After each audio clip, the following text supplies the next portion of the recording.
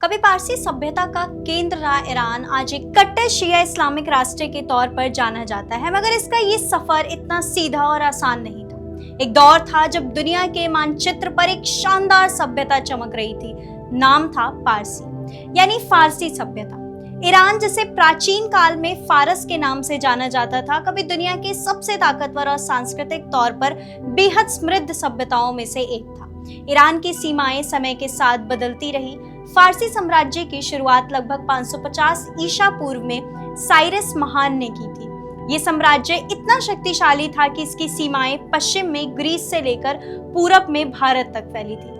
नमस्कार, मेरा नाम स्नेहा श्रीवास्तव और आप देख रहे हैं द हिंदी टॉक। फारसियों की धार्मिक पहचान जुड़ी थी ज़ोरोएस्ट्रियन धर्म से, जिसे पारसी धर्म भी कहा जाता है। ये धर्म आग की पूजा करता है और अच्छाई बुराई की लड़ाई में नैतिकता, सच्चाई और कर्म पर जोर देता है। फारसी साम्राज्य के दौर में ये धर्म खूब फला फूला और धार्मिक सहिष्णुता इसकी पहचान बनी रही। लेकिन इस गौरवशाली सभ्यता की तस्वीर तब बदलनी शुरू हुई जब 7वीं शताब्दी में अरब प्रायद्वीप से उठी इस्लामिक ताकतों ने अपने विस्तार की ओर से कदम बढ़ाया।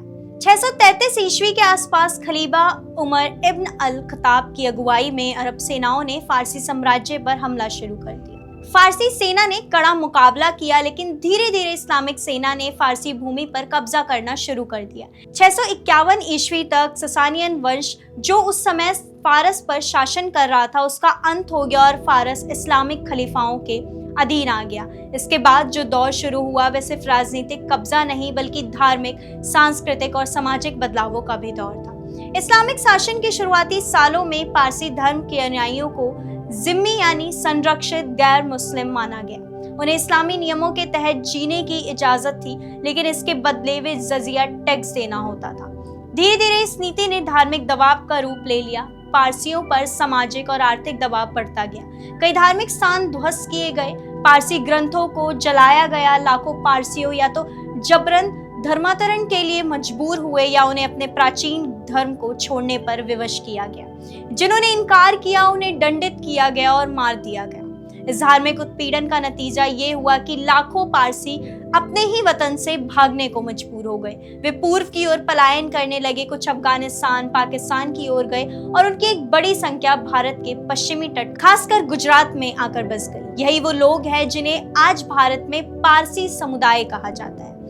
8वीं व 10वीं शताब्दी के बीच धीरे धीरे ईरान में इस्लाम धर्म की जड़ें गहरी होती गई। पर ध्यान देने वाली बात यह है कि ईरान ने इस्लाम को अपनाया तो, लेकिन सुन्नी इस्लाम की जगह शिया इस्लाम को अपनाया। इसका बड़ा कारण ये था कि अरबों द्वारा की गई सांस्कृतिक और धार्मिक दमन के खिलाफ फारसियों ने इस्लाम के अंदर एक अलग पहचान तलाशने की कोशिश की। शिया इस्लाम में पैगंबर मोहम्मद के बाद उनके दामाद अली और उनके वंशजों को नेतृत्व का अधिकारी माना जाता है।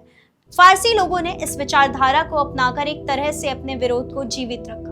इस तरह ईरान धीरे धीरे एक शिया और बहुल देश बन गया। समय बीतता गया, कई सदियां बदली, मंगोल आए, तुर्क आए, लेकिन इस्लाम अब ईरान की पहचान बन चुका था। फिर आया 20वीं शताब्दी का वह दौर जब ईरान एक बार फिर वैश्विक पटल पर चर्चा का केंद्र बना।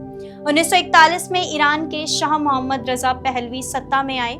उनकी कोशिश थी कि वे ईरान को एक आधुनिक पश्चिमी सोच वाला देश बनाए। शाह ने महिलाओं को शिक्षा और अधिकार दिए, धार्मिक सख्ती को कम किया और इस्लाम से पहले की फारसी संस्कृति को बढ़ावा दिया। उन्होंने प्राचीन स्मारकों को बचाने, आधुनिक विश्वविद्यालय खोलने और पश्चिमी देशों से व्यापार को प्राथमिकता देने जैसे कदम उठाए। लेकिन इन कदमों से ईरान के धार्मिक नेताओं और कट्टरपंथियों में असंतोष फैल गया।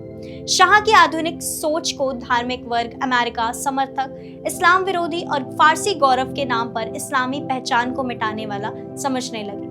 यहीं से ईरान में धार्मिक क्रांति की नींव पड़ने लगी। इस आंदोलन का नेतृत्व कर रहे थे अयातुल्लाह रुहुल्लाह खुमैनी। खुमैनी एक प्रभावशाली शिया धर्म गुरु थे, जिन्होंने शाह की नीतियों का खुलकर विरोध किया। उन्हें गिरफ्तार कर देश से बाहर भेज दिया गया, पर उनकी लोकप्रियता घटने की जगह बढ़ती चली गई। 1978 में शाह सरकार ने खुमैनी के खिलाफ अपमानजनक लेख छपवाए। इसके बाद लाखों लोग सड़कों पर उतर आए। विरोध इतना जबरदस्त था कि सेना ने भी कार्रवाई से मना कर दिया।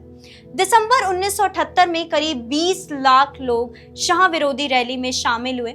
हालात इतने बिगड़ गए कि शाह उनका परिवार जनवरी 1979 में देश छोड़ने को मजबूर हो गया। इसके बाद खुमैनी की वापसी हुई और 1979 में ईरान में इस्लामिक क्रांति सफल हुई। शाह के जाने के बाद खुमैनी को ईरान का सर्वोच्च नेता घोषित किया गया और देश को इस्लामिक गणराज्य में बदल दिया गया। अब ईरान में राजनीतिक, शिक्षा, समाज, हर चीज पर शरिया कानून लागू होने लगा। महिलाओं को हिजाब पहनना अनिवार्य कर दिया गया। पश्चिमी संस्कृति को देश से बाहर निकाल दिया गया और मीडिया पर सख्त नियंत्रण कर दिया गया। इस्लामिक क्रांति के बाद से ईरान ने खुद को एक कट्टर शिया इस्लामिक मुल्क के तौर पर स्थापित किया। ईरान का प्रमुख अब सर्वोच्च नेता यानी सुप्रीम लीडर होता है, जो एक धर्म गुरु होता है। इसके पास देश की सर्वोच्च शक्ति होती है।